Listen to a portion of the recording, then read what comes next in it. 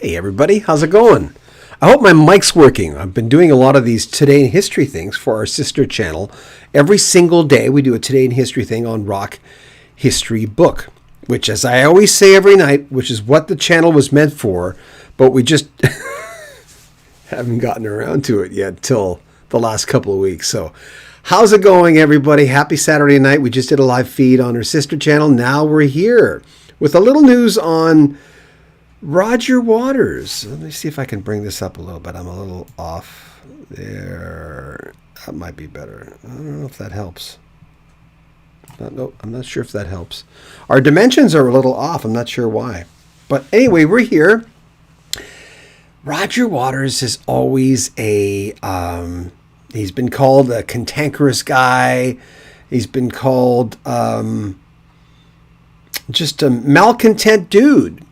I've always been very interested in who he is and what he believes in. I like his music. I don't agree with him all the time politically, obviously, but I try to stay away from the politics with musicians and try to separate it. It's a Bill Cosby thing, though. I'll get your comments in a second. It really is a Bill Cosby thing, because you're going, can you separate the man, the beliefs from the art?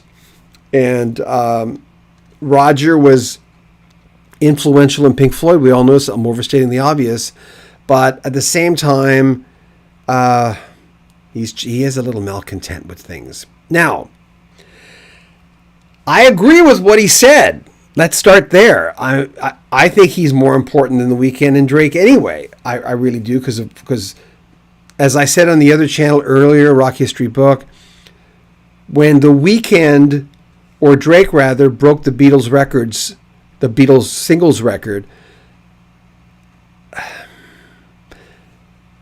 Drake and the Weeknd, they're not phenomenons. They're really not. The Beatles were, right? You can break all the Beatles records you want. You're not going to be the Beatles. You're not going to do what the Beatles did at the time and sort of revolutionize and change the direction of music. Do they change the direction of music? I think they do, but not like the Beatles, not on that level. So I think Drake's always, obviously Drake is, I'm not going to say obviously, but sometimes when you become a celebrity, some celebrities stop growing emotionally, right? But I don't mind the Weeknd's music. I like way more than Drake, but I don't think it's about that.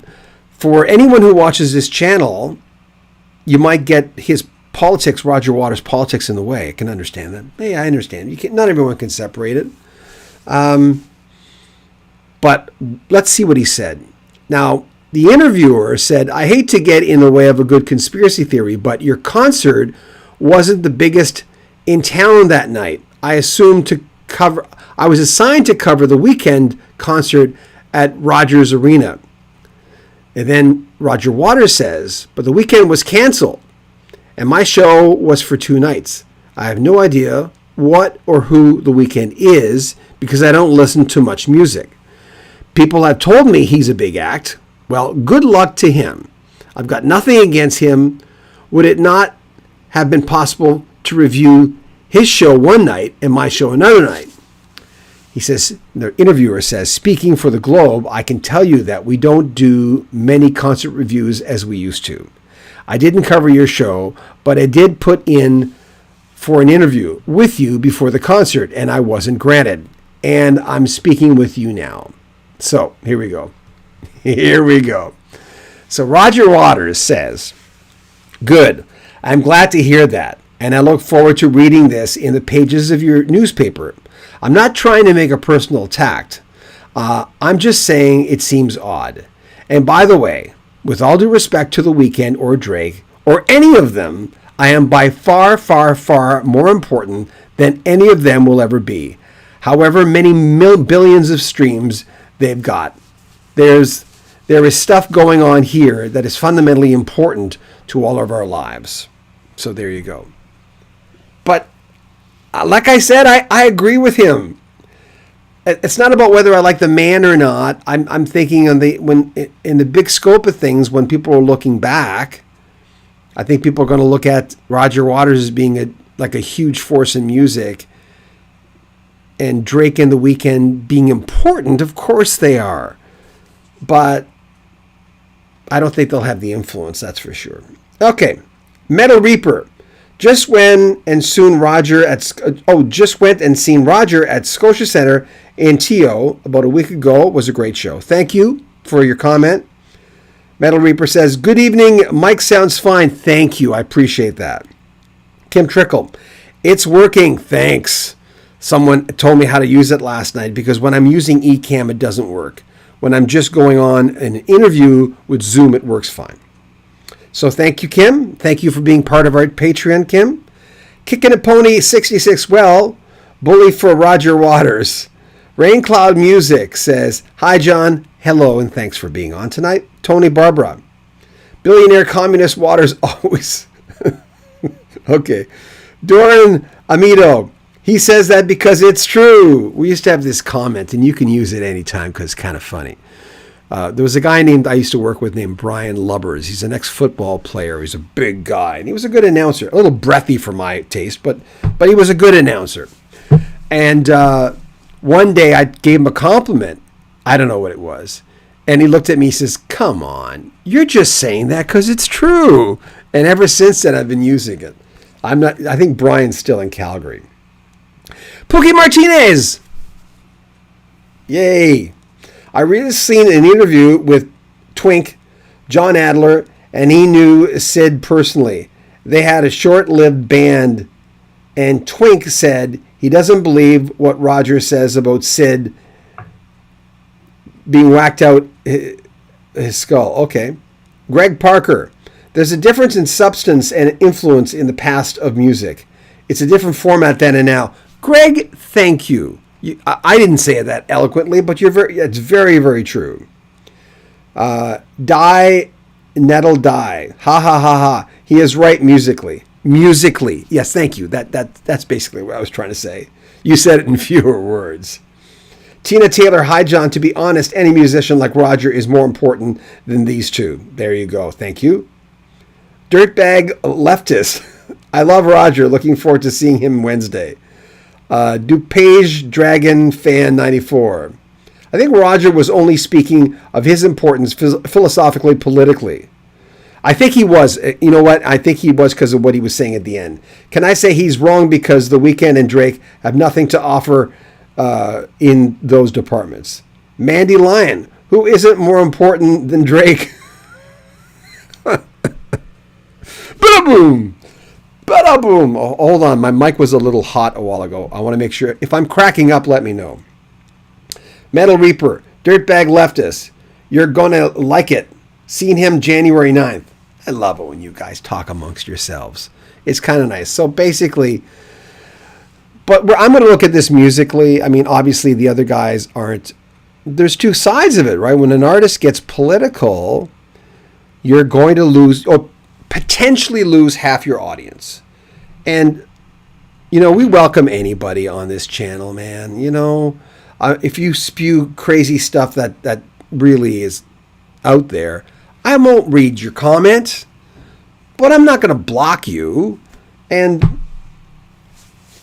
you know, people are allowed to have, everyone's has kooky comments now and then, but as long as it's not harmful to other people, you know, I'm okay with that. By the way, people have been asking when I'm putting the whole Lou Gramm interview up. It should be up by Monday. It should be up on our podcast either tonight or tomorrow. There's two parts of it because it's a long interview. And I just talked to Jason Scheff, former lead singer of Chicago, I talked to him for 3 hours. And we're going to put that up right away. We've got so many interviews in the can. It's unbelievable. So we're going to be really going crazy in the next week. And you're going to see at least 3 videos from our channel every single day. Anyway, thanks I don't think anybody else is commenting. He's not wrong, says Paul Evans. Christopher Cruz. Who and who? I've never heard of these people. Roger Waters, I've heard of. But that's the thing, classic rockers. If you're not listening to new radio, and there's nothing wrong with that. You don't have to listen to new radio.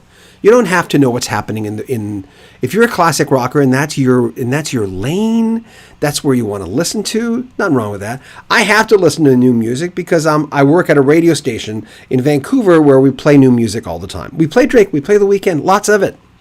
We play Miley Cyrus, we play everything that's fairly new, we play. And And someone said, oh, you're lucky you're voice tracking. You don't have to listen to it. Yeah, but half of it I like. Do I like classic rock more? Of course. I was born in 1960.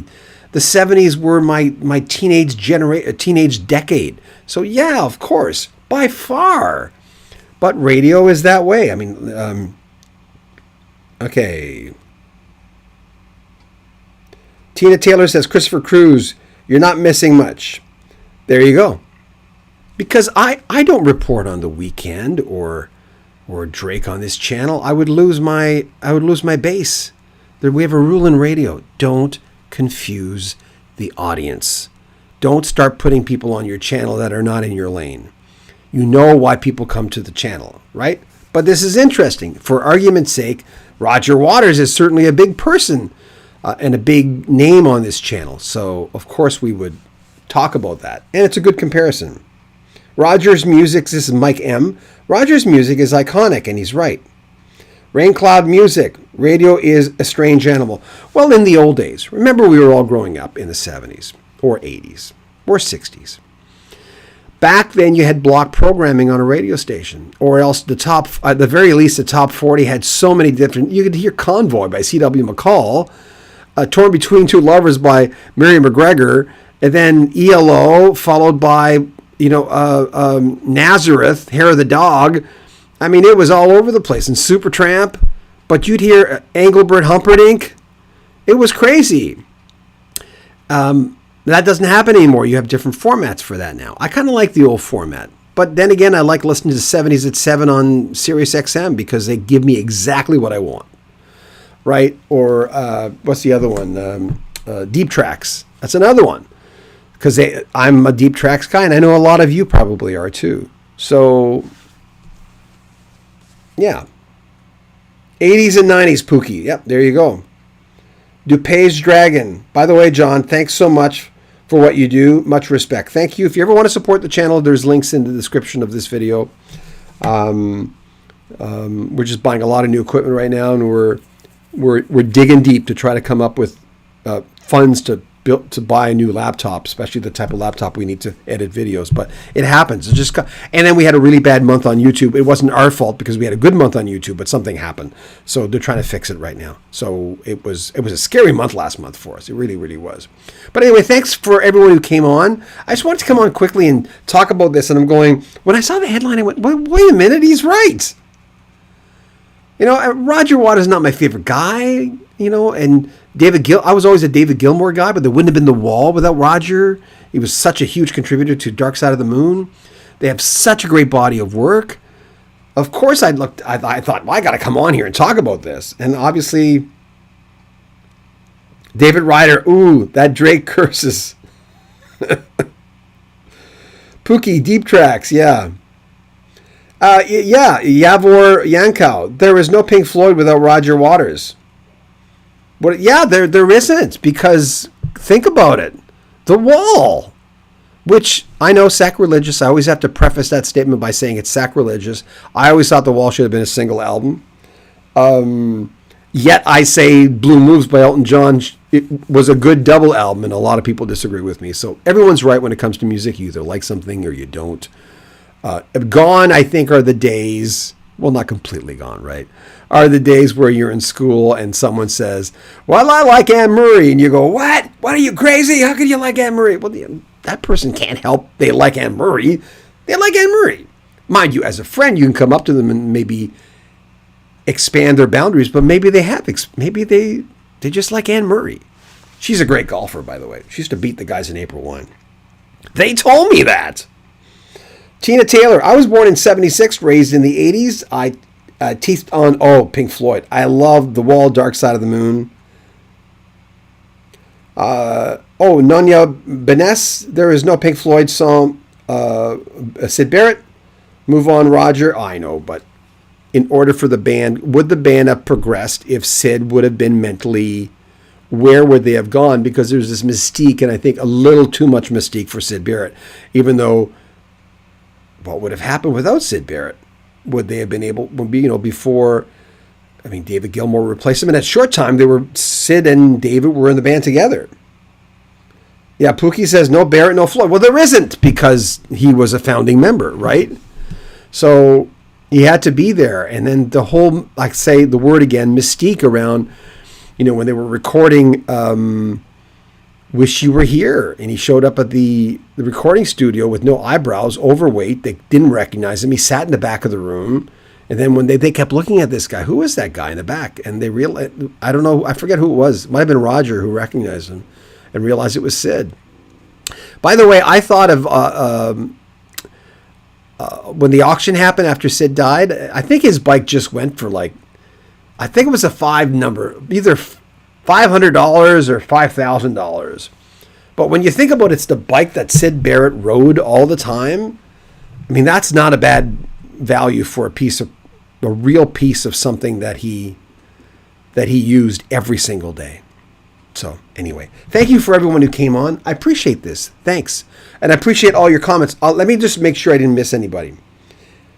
Oh, yeah, Aaron Campbell, Animals Remix 5.1 coming in September. That's right. I got to do a story on that and give it its due. Pookie, no Barrett, no Floyd. I got that one. James Miklos. Wow, the thing about the 70s, I like different categories of music. We had country, soft rock, funk, soul. Very true. Yeah, very, very true. Anne Murray's has a voice, a real good voice. Rain Cloud, very, very true. And she's a nice person. But you'll always get those rockers who go, Anne Murray, what's wrong with you? I don't know. I never bought an Anne Murray record, but I always appreciated her. Waters, Gilmore, most definitely. Ananya Benes, there's no Pink Floyd without Syd Barrett. Oh, I think so. I've got all your comments. True Frank, Pookie Martinez. Greg Barker, each level needed to happen in Floyd, or there'd be no legacy. Greg, thank you.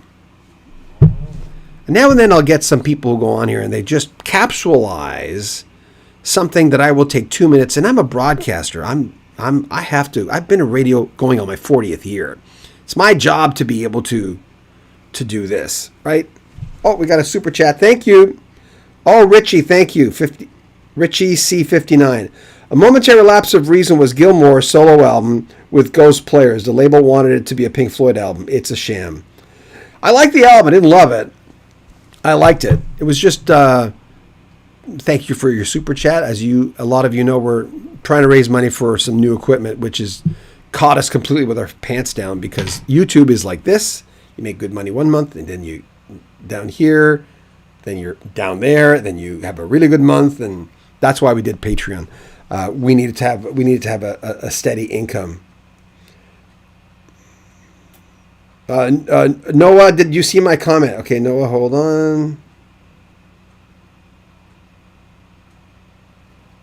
Yeah, I already read it. There's no Pink Floyd without... Was that you? Hold on.